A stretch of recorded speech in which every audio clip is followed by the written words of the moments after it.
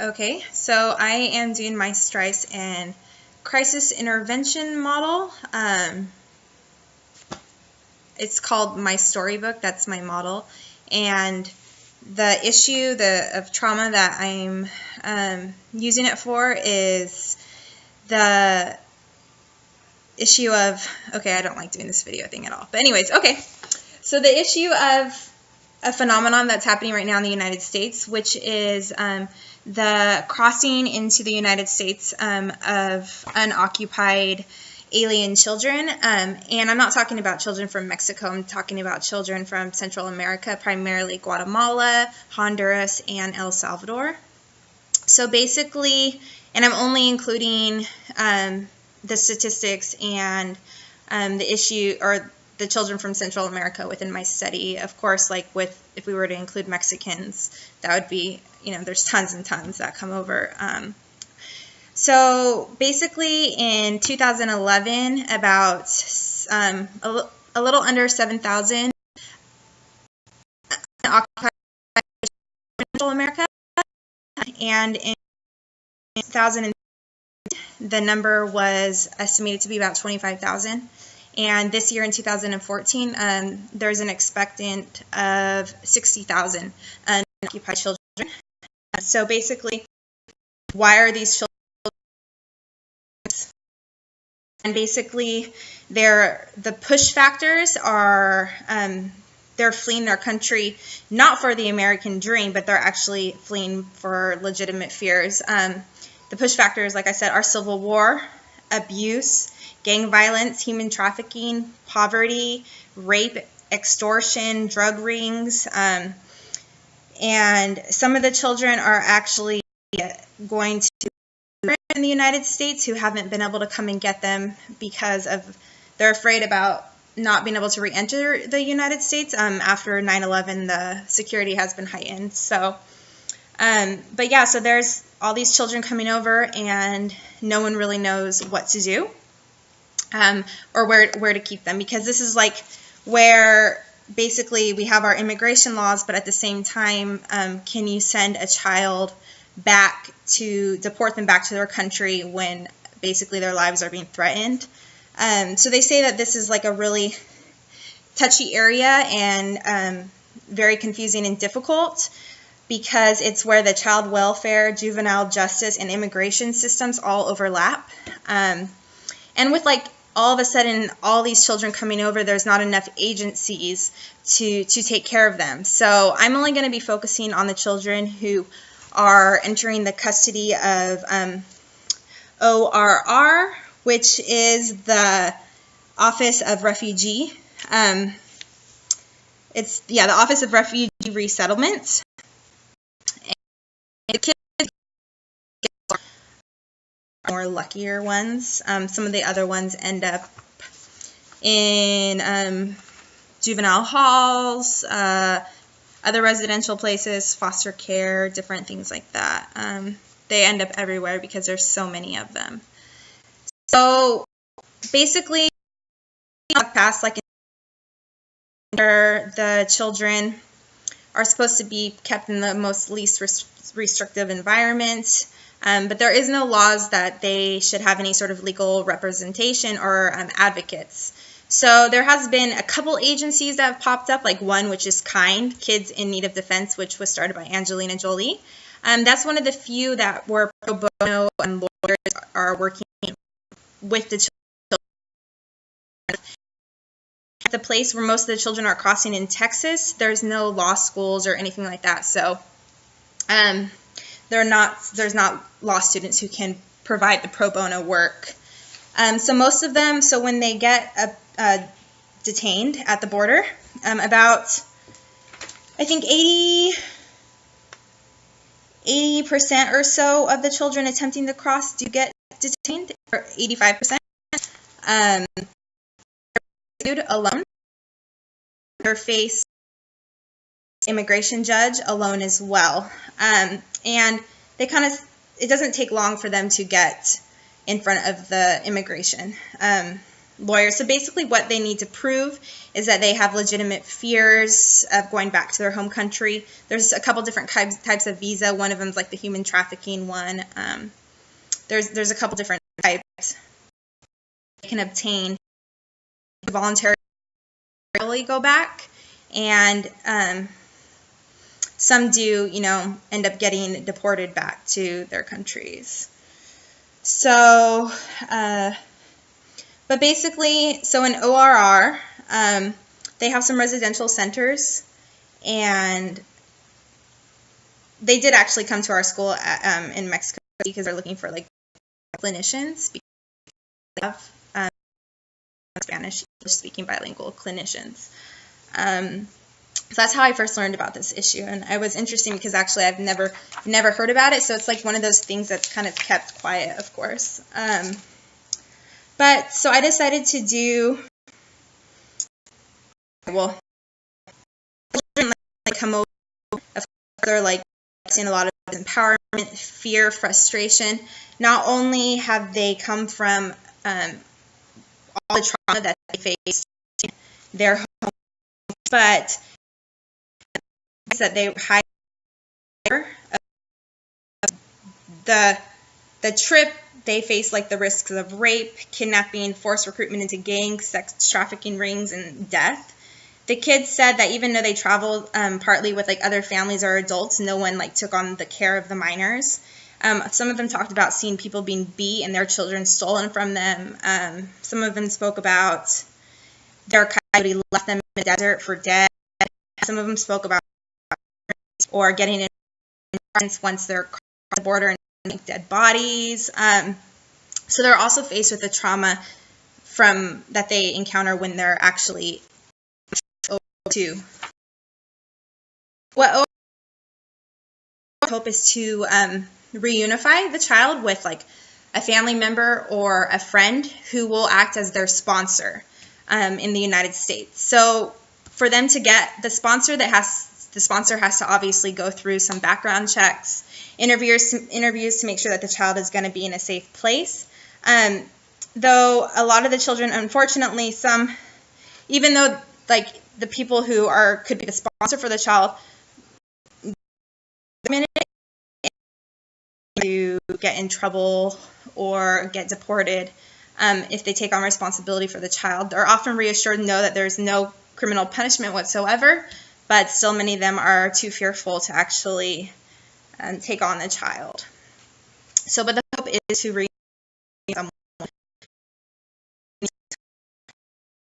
process to find someone, like background checks and stuff could take months. So they're already starting the immigration court process. People have said that it would be better if the reunification happened first, because the children having to tell and retell their story is re-traumatizing. And, they wouldn't have to then, they could kind of say everything at one time to the family who's taking them on, as well as like the courts. So many of them face like the risk of re-traumatization. And so like trauma, like I believe children are going to be more likely to share their traumatic stories in the care of someone that they feel safe with. I believe that many children who come over are traumatic. First off, like many of them don't trust authorities because in their home country there's language barriers.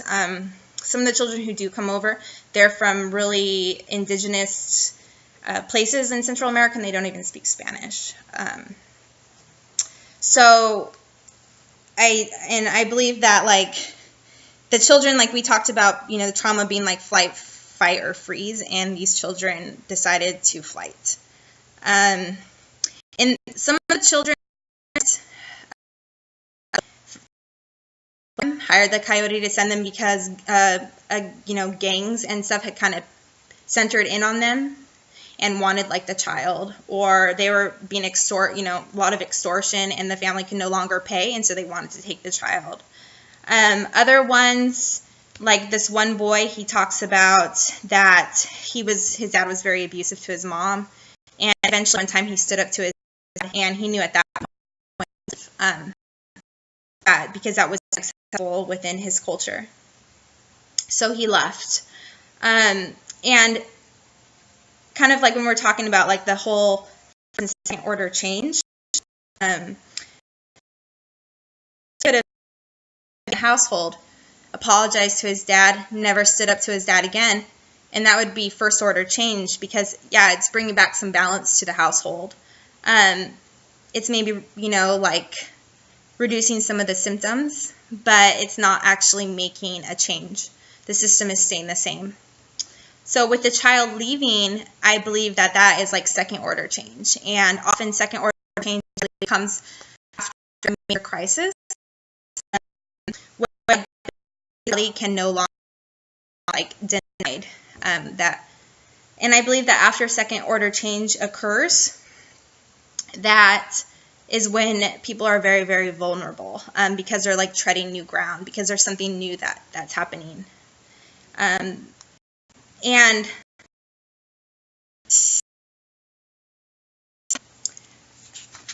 the children, though often many of them chose to leave, they still are dealing with the loss of their culture, their family, their friends, and they're being put into a new culture where, they don't speak the language, they might face discrimination, rejection by peers, they're probably going to be facing some culturally insensitive environments or people.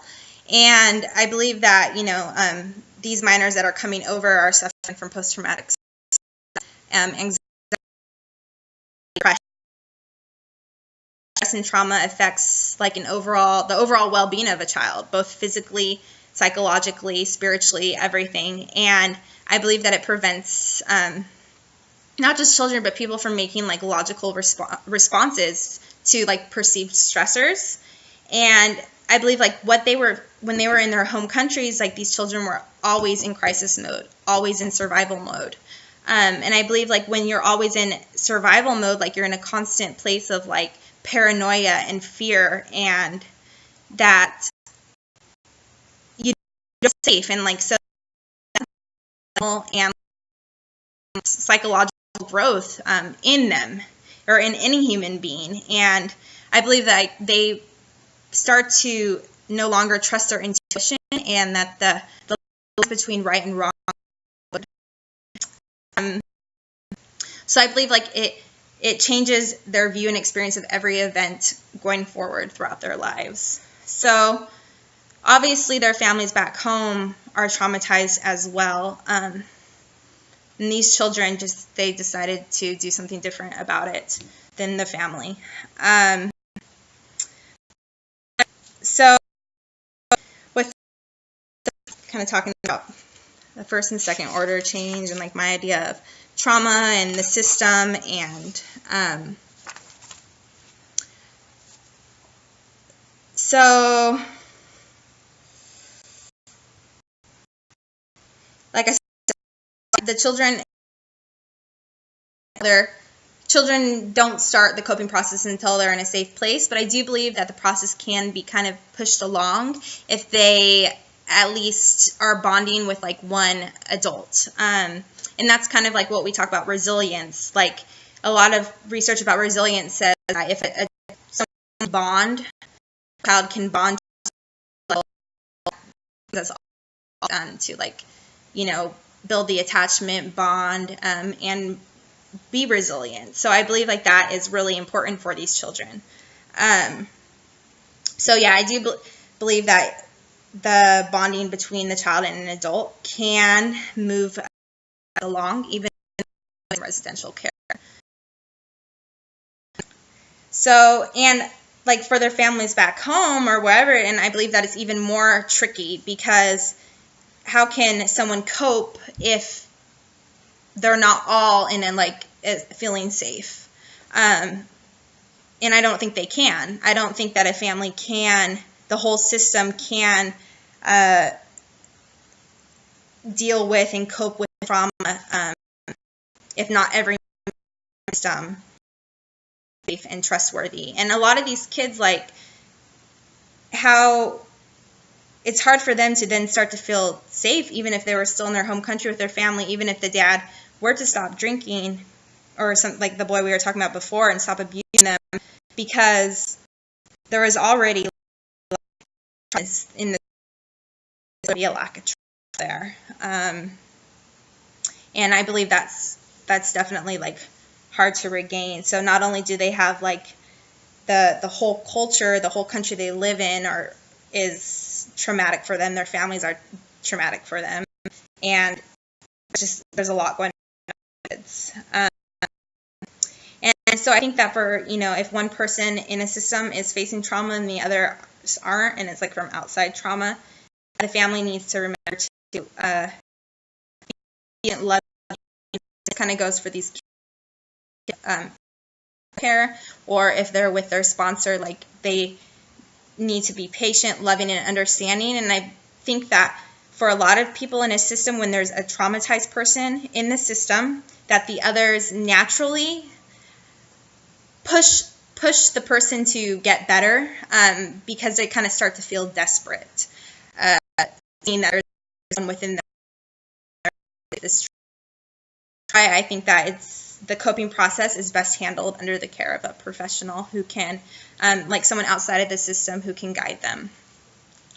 Okay, so that's a lot about that. So kind of getting to my storybook, which is something that I created to deal with the trauma. And basically the storybook covers a few areas, which are, so the emphasis is going to be on the legal assessment, important events, trauma, and to therapy. So the first part of the storybook, is called My Storybook. The first part is, so the thing about this My Storybook is that it allows for trust and a bond to be built between the clinician and a child to hopefully get them to start with their coping process of dealing with the trauma. And the first part of it is going to be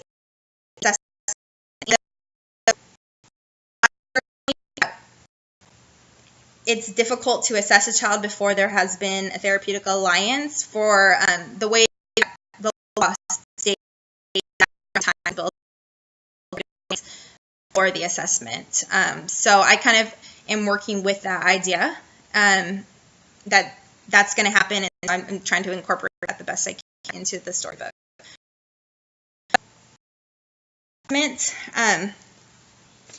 Part. So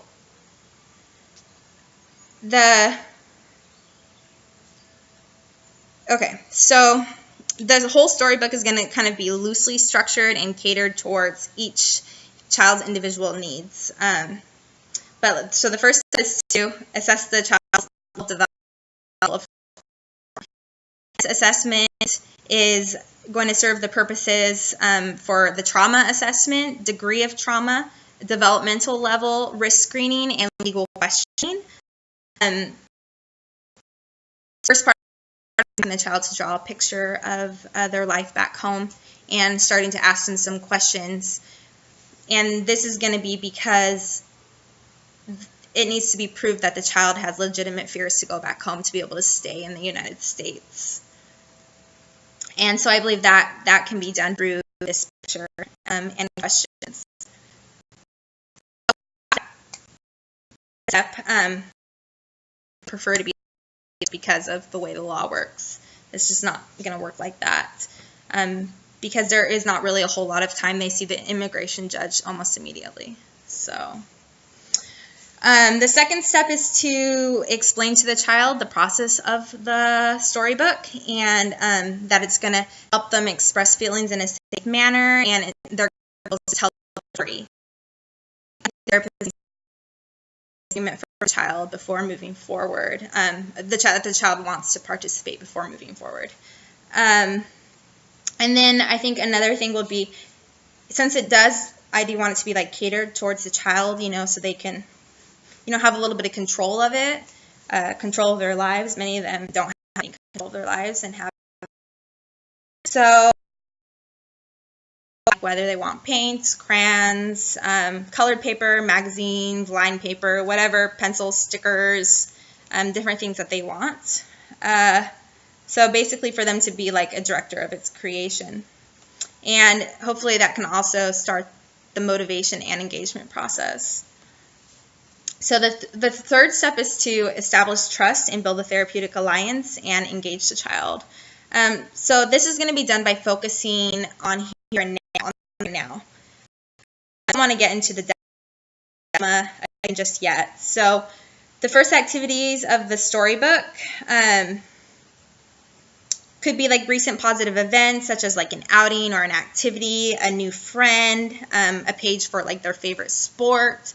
So kind of focusing like on what's going on, because reinforce the child's like current strengths, because even though they've had all this trauma, like life is continuing to move on. So at the clinician's like discretion, the book will move on to the fourth step, which will be the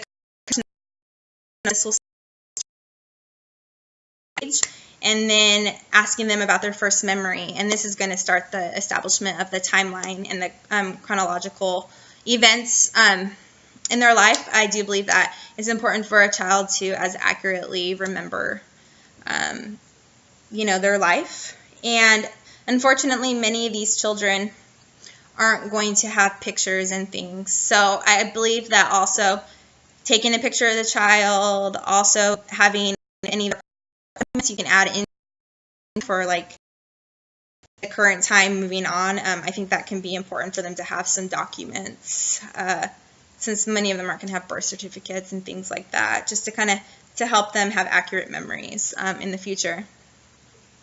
So for like the earliest memory and create for that time, key events, and kind of start to know about what you need to focus on for the trauma. Asking like open questions like, what do you remember about that day, or like why is this important to you?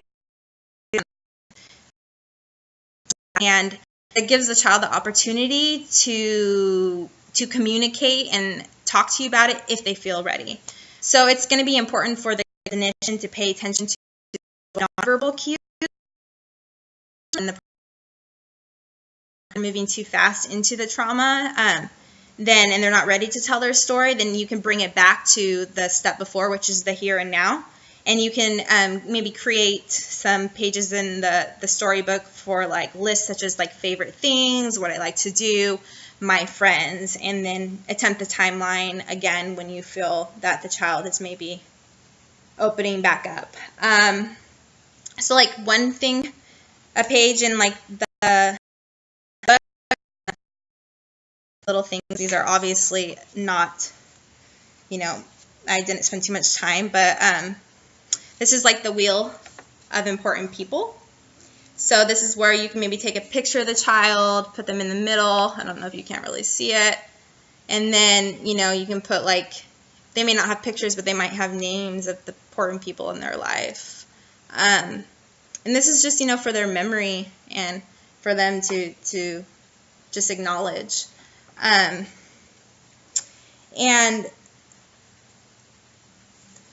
so, yeah. And the fifth step of the storybook is going to be focused on trauma resolution. This is where you can do activities such as, here's the feelings wall. It could be the worry wall, feelings wall, where you have different feelings written on labels. Then the child picks one up one at a time, tells you or writes about a time that they felt that feeling, and then later we'll place the stickers on this piece of paper with the stronger feelings that they feel up on top, with the ones they feel less often on the bottom. So like this one right here, scared, I feel scared when. And then with this wall, you don't have to do it on this paper, but you can move into coping skills, which would be important. So like mad, when I feel mad, I can punch a pillow. So that's kind of, it's going to be important for kids to start learning the appropriate coping skills as soon as possible. So that's that. Also, so since many of these children are suffering from separation and loss from their loved ones, you can have them write letters to their loved ones. Maybe they could even get letters from their loved ones back home and place them inside the book. There's some activities that are suitable for like young children, like How Big Is My Hurt, where they could fill a heart with how big their hurt is. And this is also something you can use at another time, like maybe more towards the end of the storybook. You can ask them how big their hurt is again, and that can also just give you an idea of where they're at or if they're making progress. So again, like if the child is showing any sort of signs of emotional distress, maybe a calming page such as a mandala for them to color which is shown research-wise to be relaxing and calming for children. So it's really at the clinician's discretion what to do. So another activity could be like the safety hand, which is where they could put phone numbers and names of people that they feel safe with. This might be especially important once the child goes into the home of their sponsor. Sometimes it doesn't work out, like mom, therapist, whoever, just names, at least my teacher, things like that they can refer to. Like for older children, you can do some activities where asking them to write a story or to draw a picture, to like the magic band-aid. Basically, if the magic band-aid can heal any pain, where would you use it? Or like the imaginary suitcase, where the child could pack away all their hurting memories. Like what would they pack in the suitcase? So these are like prompts for coloring a picture or possibly writing a story. Those are better for some older children. So the sixth step is going to be empowering activities. So we want to help the child master problem-solving skills and boost self-esteem. So this is where we should acknowledge and validate like any sort of accomplishments. So I don't know, maybe they went swimming for the first time. So maybe you could do something like that. Or I mean, there's pictures, badges, letters from members of the staff, anything like that they feel proud of, that is going to be empowering for them. The seventh step and the last stage of the storybook is going to basically be the termination of therapy. And this needs to be handled sensitively because the child has already suffered a lot of loss. And it needs to be done in ample time the child needs to be given ample time so they have time to express and process that the therapy is no longer going to be continuing. It's going to be, the therapist should go over the storybook with the child. So the thing about the storybook is that it provides something like tangible for the children that they could take with them. Not only use in the process, but they can continue to use throughout their process of like dealing and coping and healing from this trauma. And it is going to be something that hopefully that they can refer back to. So this is something that we want to teach them to use in the future and to take with them as like a tool. So yeah, for the child to the skills, that this is how much progress they've made, to just refer back to when times get tough. A picture of the therapist, it might be nice to add that into there for their memories. Remember, these children don't have a whole lot. And with a letter written from basically highlighting all the accomplishments and strengths of the child, for them to remember and refer back to as well. So if the child is reunified with a sponsor, then the therapist could bring, if the child wants to share the book, can bring the sponsor. And the storybook, like, it can be used to bridge the gap in communication. And if the child chooses to share the storybook with, like, of the therapist, like, to handle some difficult conversations. And the sharing between the sponsor and the child could create, will create like a stronger and more cohesive system of support. So that is my crisis and intervention model. So again, it needs to be done at the discretion of the clinician. Visualize for each child. So the therapist should have access to art supplies, magazine clippings, song lyrics, poems, stories, etc. Some children might prefer to write, some might prefer to draw, some might prefer to create collages, and this is also a great chance for the therapist to pay attention to what the are. So there hasn't, and just remember that the activities need to be developmentally and culturally sensitive, and they give the child the opportunity to build a healthy attachment with the clinician, to tell their story, learn coping skills, build self-confidence, and start to develop like a new self. So, yeah, and the ultimate goal is for the child to effectively start the healing process and have something tangible with them to take on after the therapy has been terminated. So that's my crisis and intervention model. Thank you.